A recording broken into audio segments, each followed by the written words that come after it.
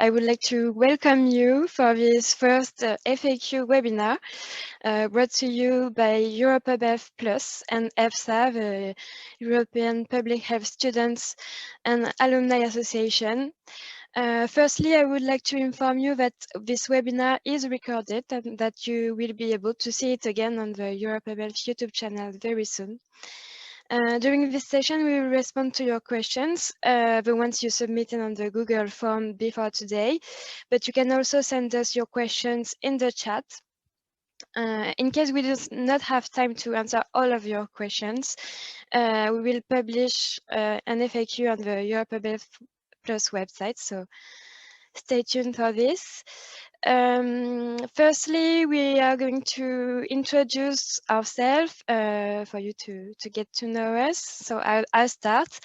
I'm Mathilde Foucrier. I'm the EuroPubF program coordinator, and I work from Rennes in France. Good day, everyone. My name is Charles Hamilton. I am a EuroPub Health alumni from the 2017-2019 cohort. I'm from the Bahamas, and I'm also co-president of the EuroPub Health Students and Alumni Association. Pleasure to meet you. Nice to meet you too. My name is Anna Szetela. I work for EuroPub Health as a member of the team located in Kraków in Poland. And I am, and it's nice to be here and to could help you. I am Julia from Spain. I am working in the European and the Andalusia School of Public Health, and I am joining this webinar, hoping that it will be very helpful for you all. Welcome. Hi everyone, I'm Jordan. I'm from the United States and I'm currently in Granada, Spain as a year 1 student. And I'm one of the co-external communications chairs on the EPHSA. Hi, my name is Cynthia. I'm from Argentina and the United States. I did my first year in Sheffield. I'm currently in Granada for the last year of health promotions in Granada. Now it's going to be in Rennes for everybody who's applying for the new cycle. And I'm one of the internal communications for EPHSA, which is the student and alumni group for EPH. Thank you very much. I'm going to introduce very briefly the EuroPubF program for those of you who don't know it, but I hope it's not the case. So the EuroPubF is a Erasmus Mundus Joint Master degree in Public Health, co-funded by the European Union and delivered by a consortium of 8 universities in Europe, in Spain, in the UK, Poland, Netherlands, France, Belgium, and Ireland. This is a 2-year master's degree, and students graduate from 2 renowned universities in 2 different countries with a double master degree. There are 7 different specializations in public health, from epidemiology and biostatistics to governance and health management, taught by prestigious academic staff. And as you know, you have the opportunity to apply for an Erasmus Mundus Excellence Scholarship that covers your tuition, travel, and day-to-day expenses up to 46,000 euros. Charles, would you mind introducing EPHSA? Sure, no problem. So for those of you who are not aware, EPHSA stands for the EuroPub Health Students and Alumni Association.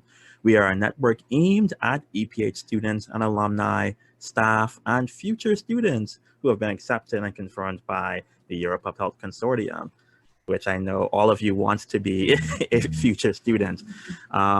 So our mission is just to make sure that we strengthen personal and professional relationships among our students and alumni and partners. And we look forward to being able to continue to support in opportunities like this webinar and other networking opportunities in the future for students. That's it. Thank you very much, Charles.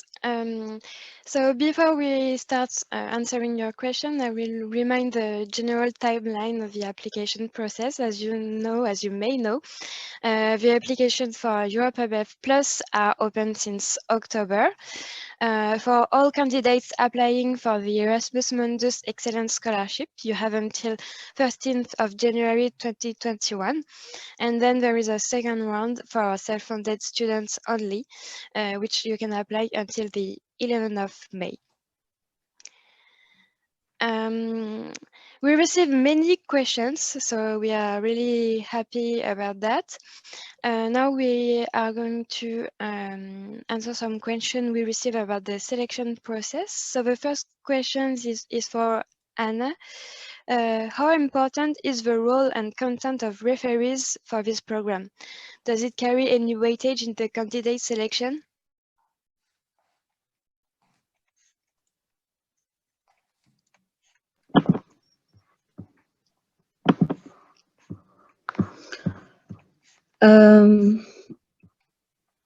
Yes, sorry for a short break. Actually, it is not possible to define a weight of recommendation in the selection, as recommendations as one of the source of information about candidates, not one of criteria. There can be information about cultural ability in the recommendation, about candidates' interest in public health, about his or her experience, etc. Thank you very much. Then we have, what are the main selection criteria that influence the decision? I can respond. So the main selection criteria are your education and professional experience, your education credentials, work experience in the field of public health or social work. Then your reasons for choosing Europe Above Plus, your career plan in public health, and the relevance of the choice of your specialization in the light of your previous training and career prospects. And then your cultural adaptability and personal skills. We also had a questions about a previous applicant, if I have already applied and was accepted in the program, but couldn't enroll, does it impact my next application? So if that's the case for some of you, no, previous applications are not taken into consideration for selections.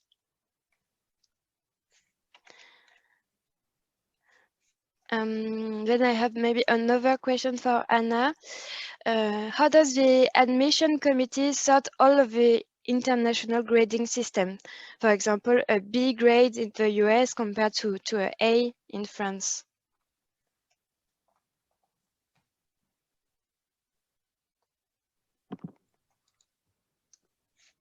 Now it's quite rarely, it happens quite rarely that the transcript includes only letter marks.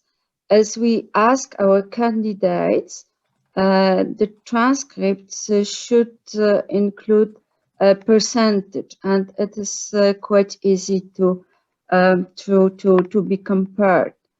But also, even if only letters are visible, because it may happen, depending on the university, there is general information in the transcript about the interpretation.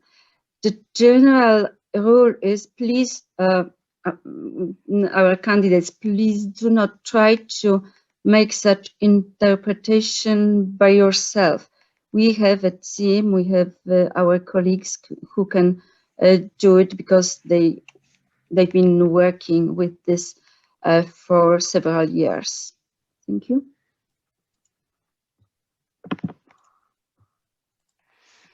Thank you very much, Anna. Then we received many questions about admissions requirement, and I can also see some in the chat concerning languages. For instance, we often have this question: can I get language proficiency waiver when my undergraduate studies has been taught in English?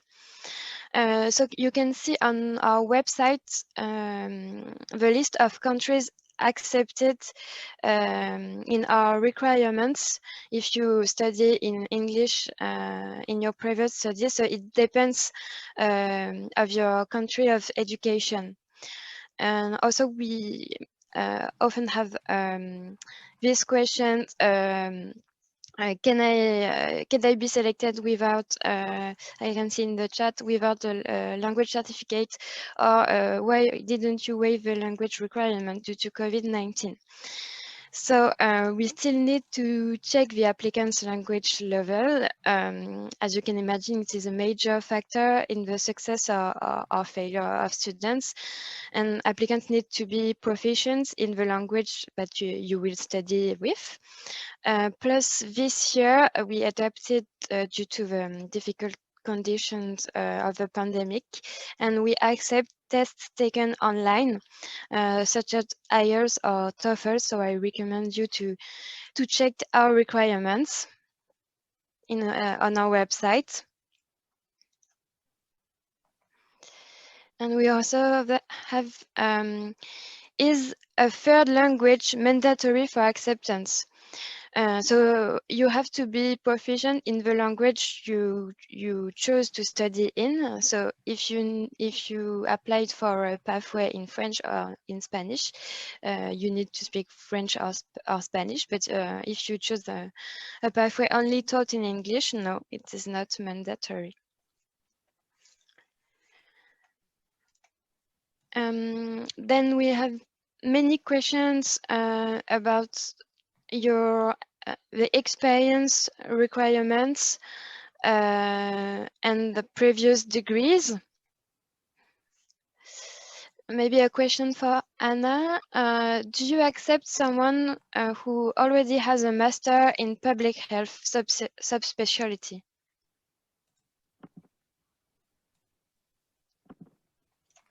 Yes, we do. Although this candidate may have less chances in enrolling in the EPH Health Master, as there is a possibility that our study program won't bring a major difference in the knowledge and career prospects. So as we evaluate future plans and evaluate and kind of added value, which may be obtained due to EPH class. So we think that if a candidate has already a similar program in his or her experience, may not be a best candidate from this point of view. That maybe we won't bring him or her very, very bigger difference, as I said before. This would be my answer. Thank you very much. We also have questions about candidates who come from undergraduate studies directly. Should I apply straight from undergraduate studies? Yes, of course, it's possible. We can select undergraduate candidates, and we will of course take into account your career paths and your experience. Okay, and we have many questions I see also in the chat about references and referees. So maybe another question for you, Anna. Are the recommendation letters very important, or do grades count more?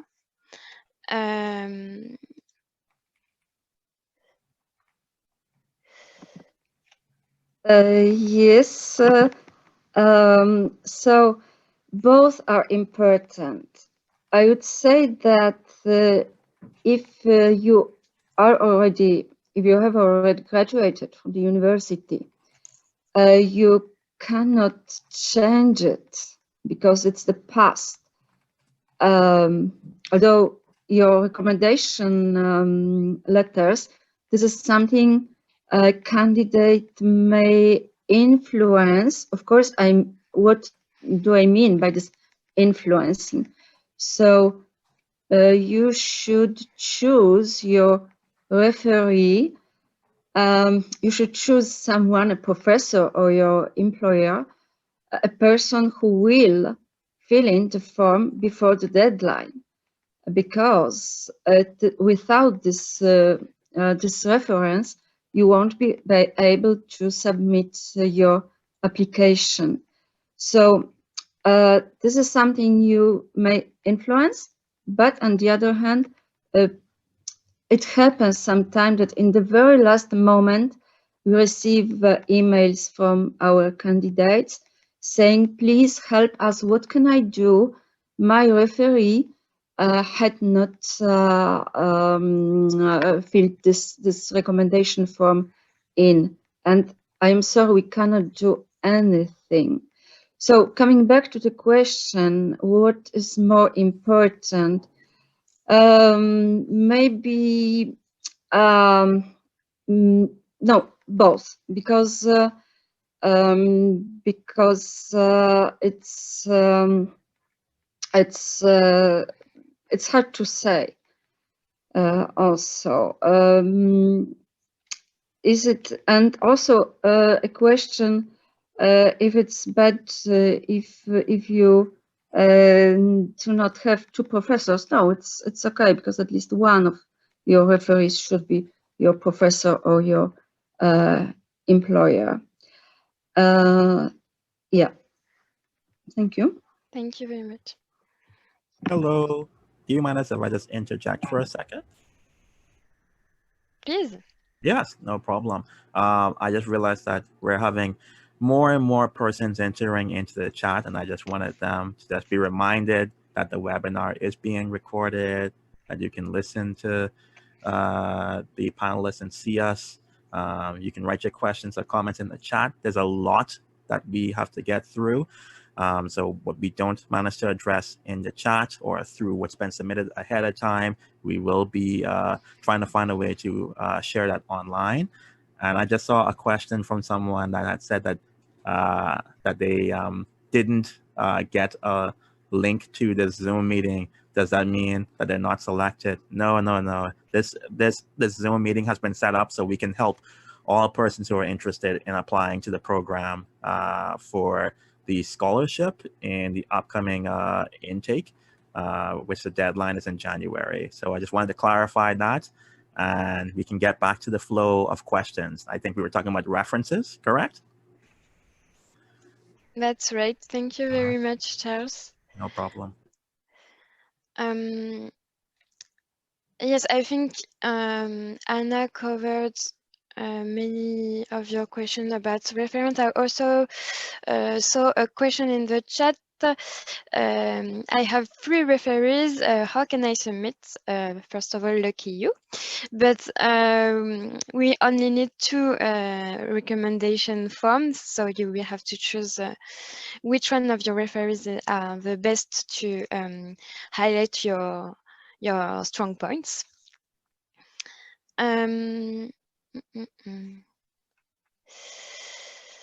So as Anna told you, at least one of the recommendation forms should be submitted by an academic or professional contact. So we also had this question. Does it mean the second reference can come from character reference from friends and other people outside such an environment? Yes, it's possible.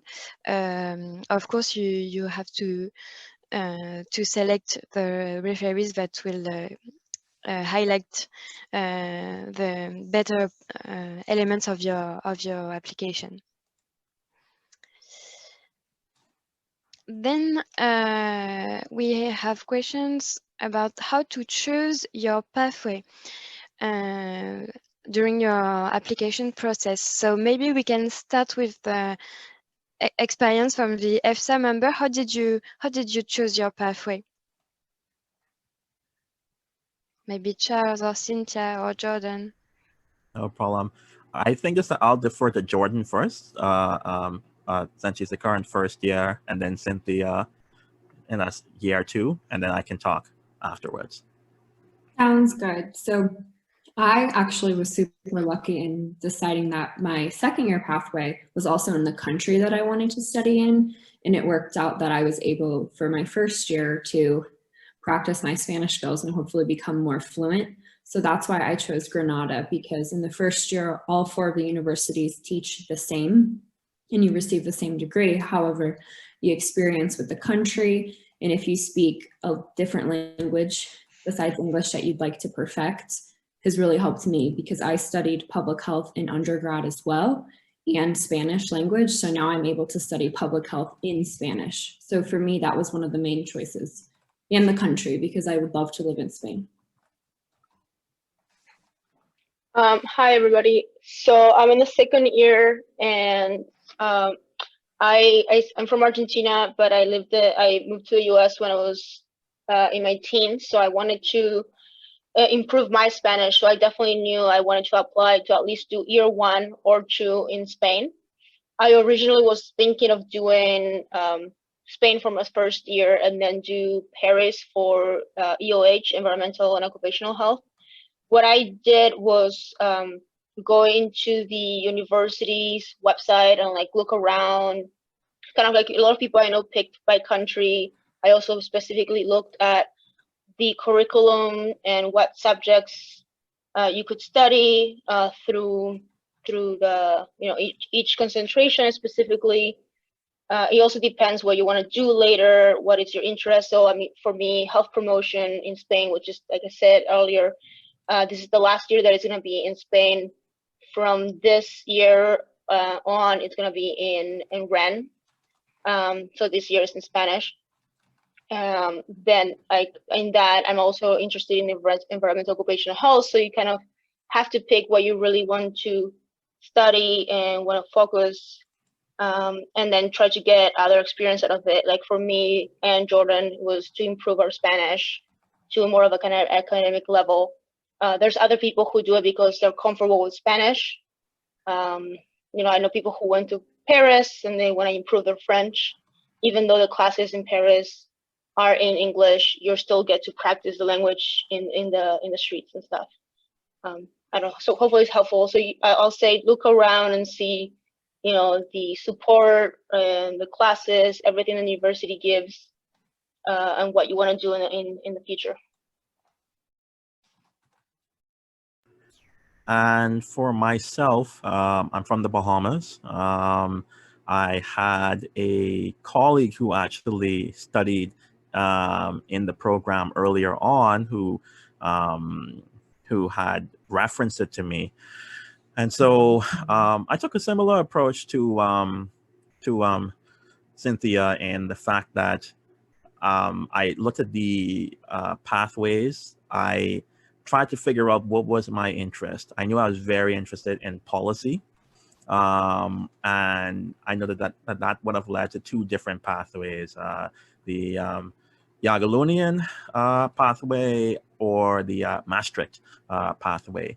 And for me, I like the whole fact that with Jagiellonian, that the focus of the program dealt a bit more in policy in the area that I was interested in, which at this point I was coming out of a universal health coverage background, but also a strong policy background.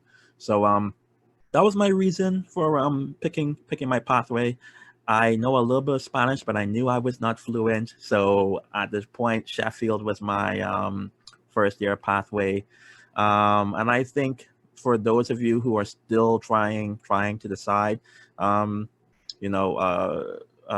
and look at, there's a ton of videos that are on the Europub Health YouTube page, and also various stuff that's been posted to see how students experience were, and try to reach out. I know that I've seen many different members of this program. I've had students reach out to them to give them their experiences on the program, but ultimately you need to pick the right pathway that's good for you.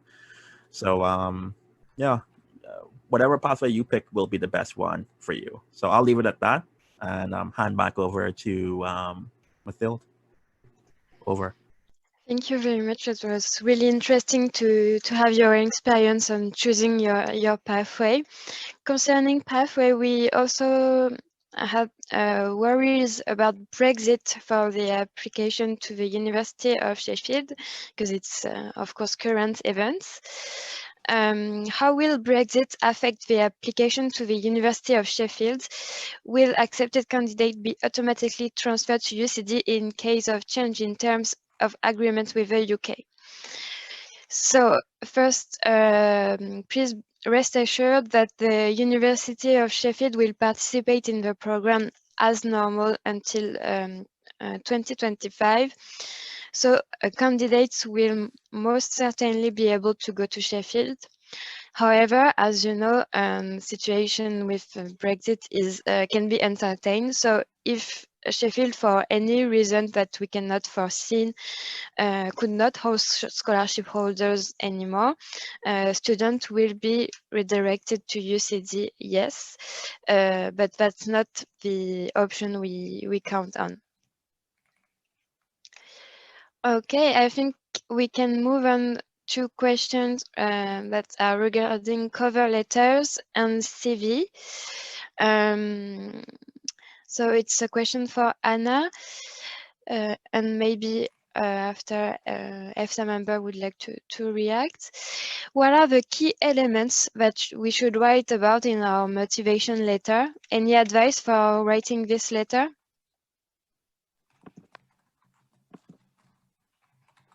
Yes, thank you, Mathilde. So a candidate should write about his or her motivations for this program. So why would you like to study public health? But also, why do you wish to study public health with us? Why am I saying this? Because it happens that we receive motivation letters for another programs in another universities, because a candidate prepares only one letter for more than one institution. And I am sorry, we cannot accept a motivation letter in which a candidate declares that he or she wants to study in university which is not a member of our consortium. So please be careful and explain why do you wish to study public health with us.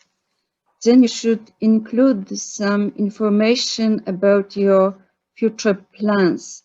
What are your career plans connected with Europap Health Plus? Also, what is very important, what's your experience in public health? But please do not repeat facts which are already known from your CV. It should be rather a kind of development, like developing the idea and some selected specific issues. And also you should include your research area in which you are interested the most. Let me summarize it. You should include strong justification for Europap Health and for your second year specialization. And also please note or remember that motivation letter is not literary work. It should provide just the concrete information why you are a good candidate for Europap Health program. And and why this or that specialization.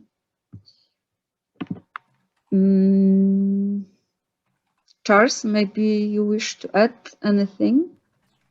Yeah, sure. I can add to that, and I certainly would invite other members from EPHSA as well. I think that be sincere, right? I know that sometimes we find it difficult, maybe depending on the background we come from, to talk about ourselves. But it's about trying to find that balance between being humble versus being sincere. That passion, it can come across. Perhaps you write something that's a bit longer and begin to like figure out what from there is the most important point. And I know everything feels important to us because it's coming, it's coming from out of our heads onto this computer screen. But you only have so many words.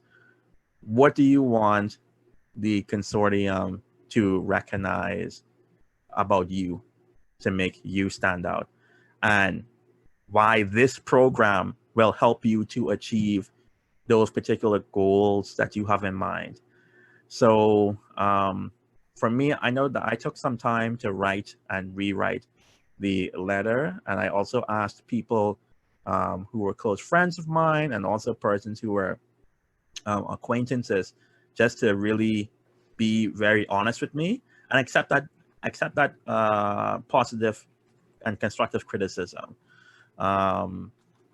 This program is important to you because you're investing time to come in this webinar and to fill out the application. And I know it's a lot of stuff to have to put in, but this is an important component. And I just encourage you to just be sincere, seek advice, and give yourself some time to have a review and edit of the motivation letter. I'd welcome anybody else, Cynthia or Jordan, to add to that. For sure.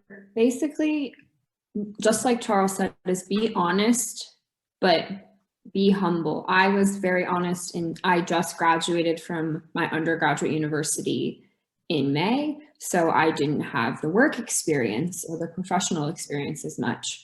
But I talked about my genuine desire to do this program, what I want to do with the degrees once I receive them afterwards. And I really focused on my cultural adaptability and my international skills, as at my university, I worked with the exchange students a lot. So I would really focus on those things because it is a program that is about cultural diversity and learning from other cultures, just as it is a public health and global health program. So don't forget to use both of those and leverage all of the great experiences that you guys have to best sell yourself to the consortium in your application. I just wanted to add that I know that 600 words sounds short, and it's just try to keep it short, but maybe the best thing is to not limit yourself in the beginning. And then if you do write 2 pages, start from there and see what is from these 2 pages that I really need to highlight. What are these 2 things that are very important? And then just go from there. That will be my advice. Just look at something. It's pretty much just keep it in short answers, and then you'll be able to get to that word count. You know, just kind of what Anna was saying, like answer the questions that they're saying, but just focus on what would you be sharing in like elevator pitch, like in that you have a few minutes. That like the motivational letter is pretty much your interview. Like we don't have an in-person or a camera interview. That is your interview. So what would you tell somebody if you only had a few minutes to tell? I know you're trying to sell yourself, but also focus on what are you doing now and what is gonna help you for afterwards. So I know there are people, I know there were some questions, there are people who have gotten the program just after undergrad, and some people who have gotten to the program in their mid-30s or later after working for a while. In that sense, I don't know. I mean, like I'm just a student, so I'm not sure the whole process, but it just really need to show how you're really gonna benefit from this program and what you're gonna be doing with that. So that we hopefully that clarifies some questions, and that's what, you know, after that, that's you need to figure out exactly what. Thank you very much for your insights. I'm sure it will be really helpful to the candidates. And then we have questions about burning issue, which is adaptation to COVID-19. And I've seen some questions in the chat too. How was the situation in the universities during the pandemic? How is the situation? And for next year, will the classes be online? So from the beginning of the pandemic, the members of the consortium ensured that academic activities were maintained to enable students to continue their studies and eventually graduate. And this year, from the start of the 2020 academic year, the university has adapted either by postponing the start of the academic year or by offering online alternative for students, for instance, who didn't obtain their visa in time. So the EPH team also provided additional assistance because, as you may know, it's more difficult to obtain visa this year. And all students, all selected students were able to continue their studies in the best condition possible given the context, of course. Concerning the scholarship, the European Commission also has shown some flexibility in allowing the scholarship to be paid. Next year, will the courses be online? We hope not. The objective of the program is that you have a multicultural experience and study in two countries, and that you can experience the full life in your country, and that includes also social life. But as you can see, the consortium and the host universities are ready to adapt if ever online classes will be needed. I don't know, Jordan or Cynthia, if you would like to add a comment from your experience from this year.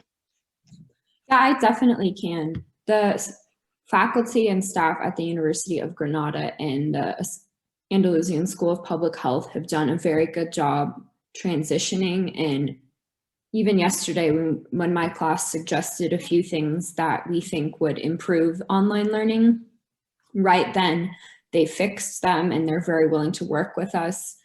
And they are fighting to do their best to have in-person classes when we're able to.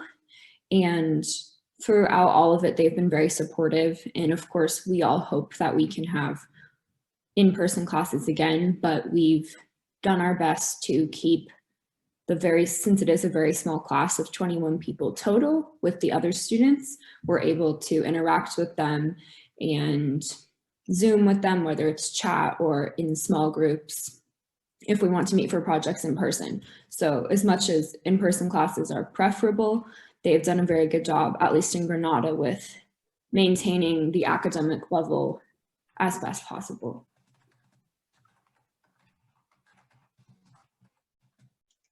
Cynthia, anything to add? Yeah, for my end, it's been a little different because for year 2 in Granada, it's just us. We're only 4 people who are in this concentration, and we already not meet as often. Like, we don't have everyday classes, so it's been very different in that end. It's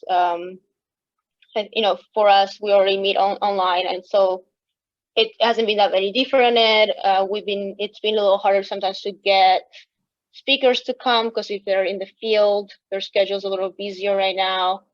But they definitely are working around, so we may join other people's in meetings, or if they're a speaker. You are also, like, the nice thing about all this that's going on is that a lot of the conferences are online, so you're able to attend more conferences or talks that are going on than usual. So sometimes I'll be home and I can just, be in a conference without having to go to a different city or to the university all the time.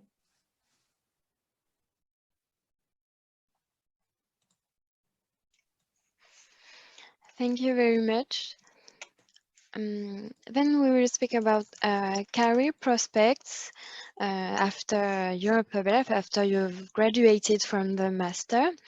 So what types of job do alumni hold? Can you give us examples? Sure. Most of our alumni join public or non-profit institutions after graduation.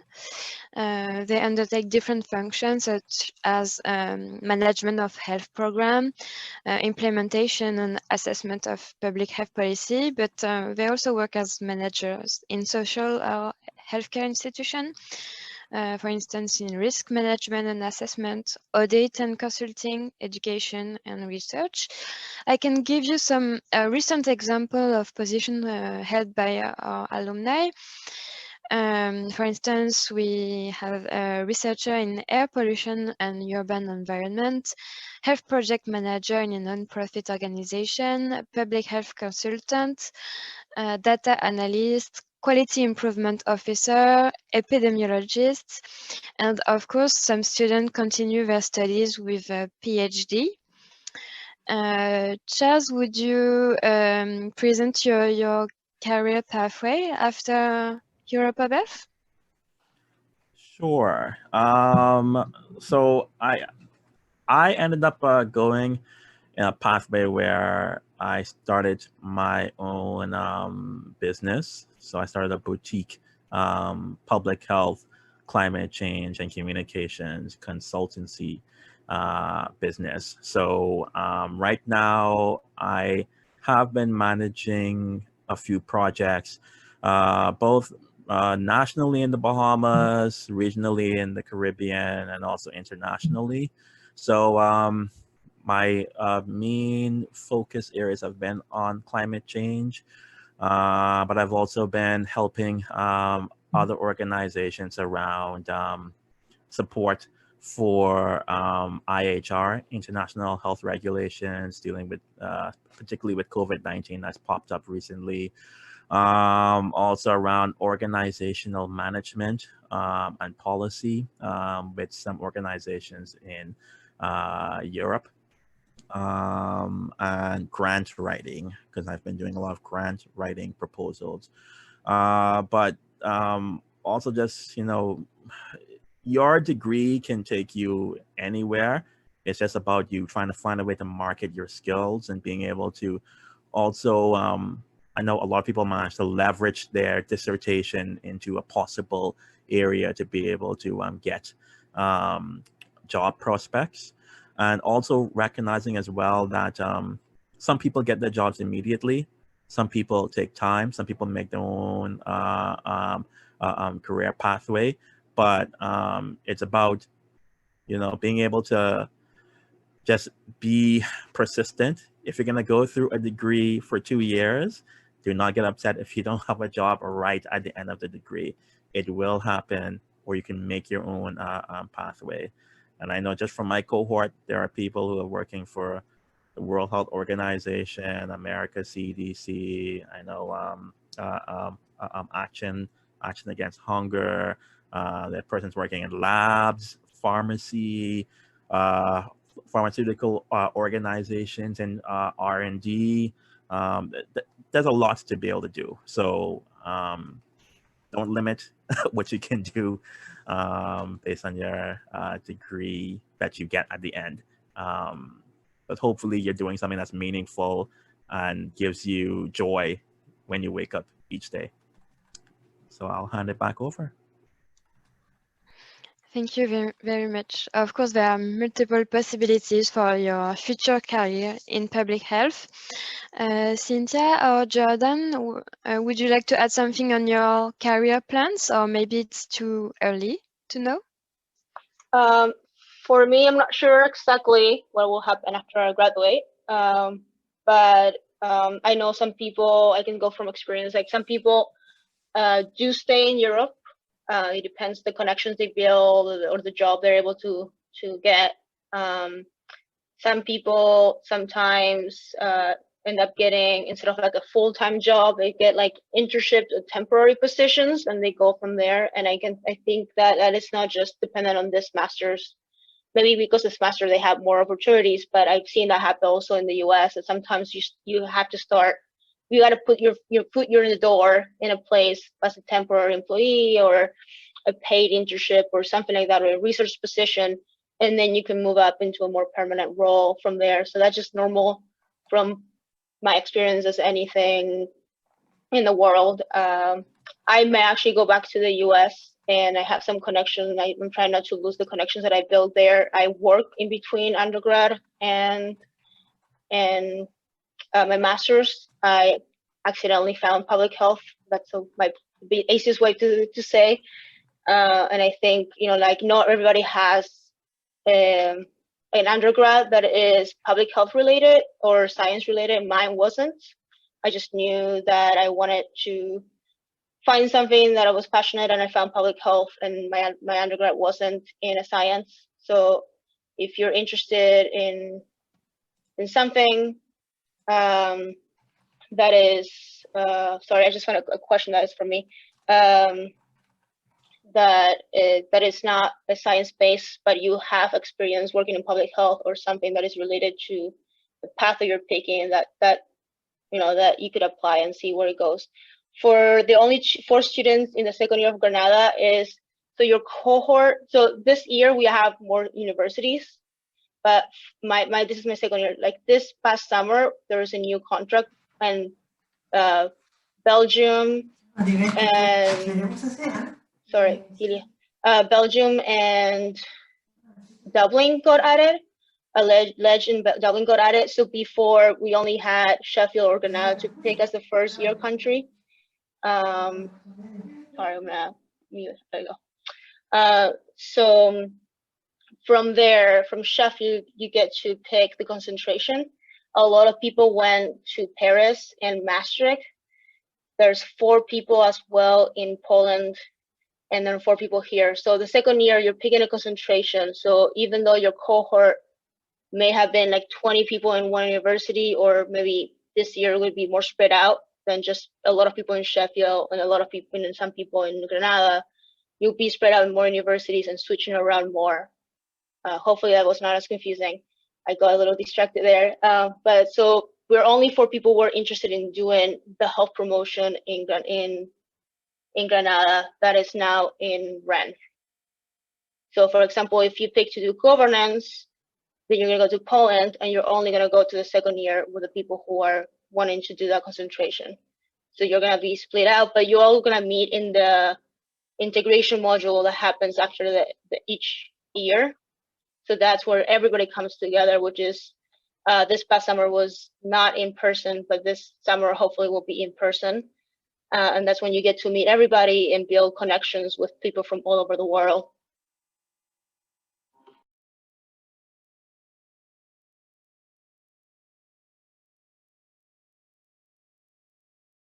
Sorry, I was still muted. Thank you very much.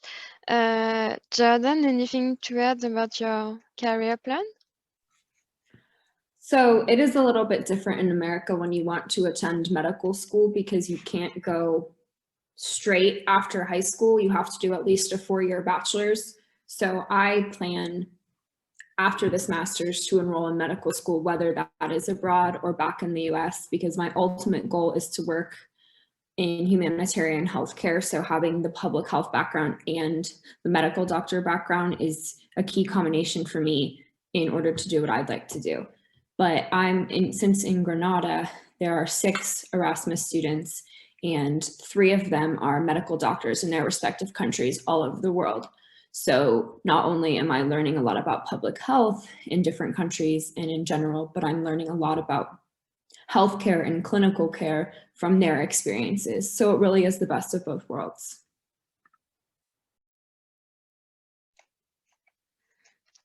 Thank you very much. Current students are the best ambassadors for our program. Then moving on to more practical questions, we have a question about study loans. How is it possible to get a loan to study master degree in public health?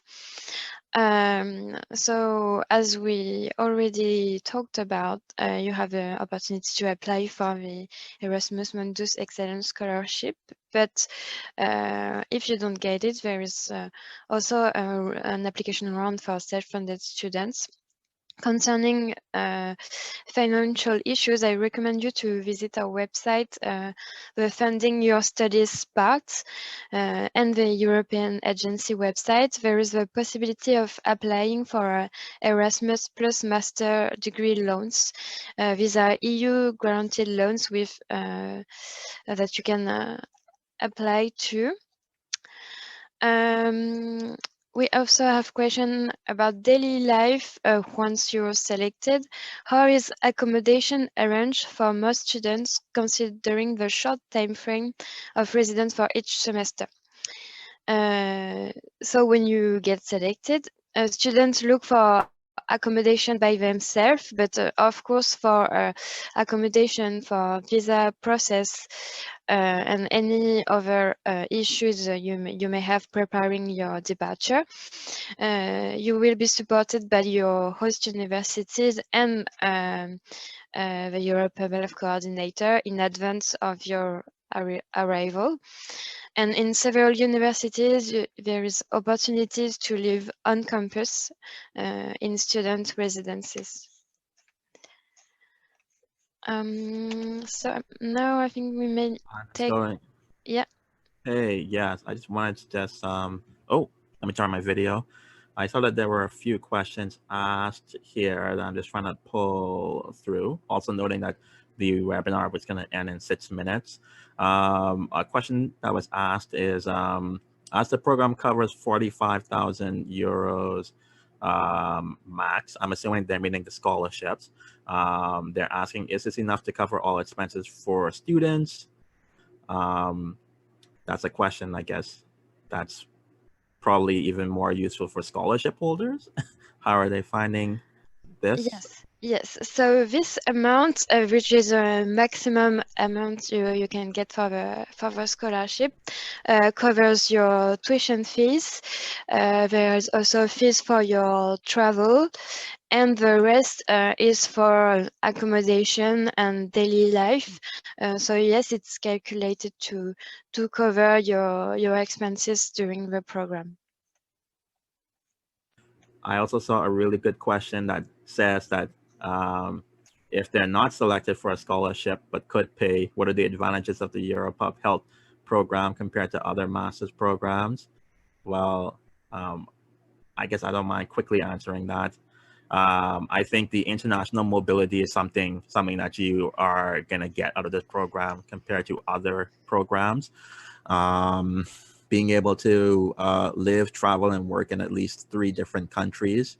I find, and I'm sure that other persons who taught in the program found that EPH students tend to be a bit more, I don't know, what was the way, how do you describe it? We're very eager and we're very ambitious.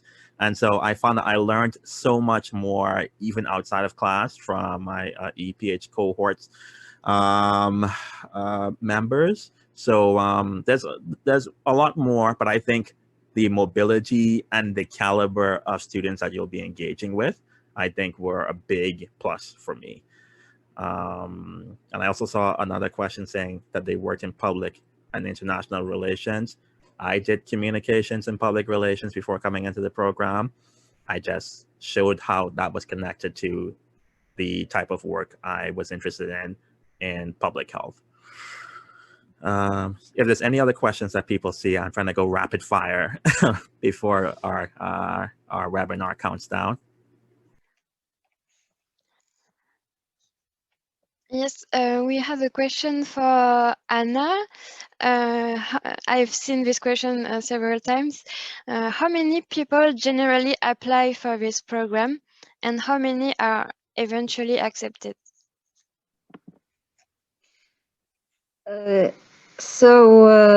Usually we have about, maybe last year we had more or less 900 applications submitted. Of course, there were much more applications open, not submitted. This year, I don't know, because this year, of course, we are now before the deadline. And the number of applications accepted for scholarships, it's more or less, well, let's say 20.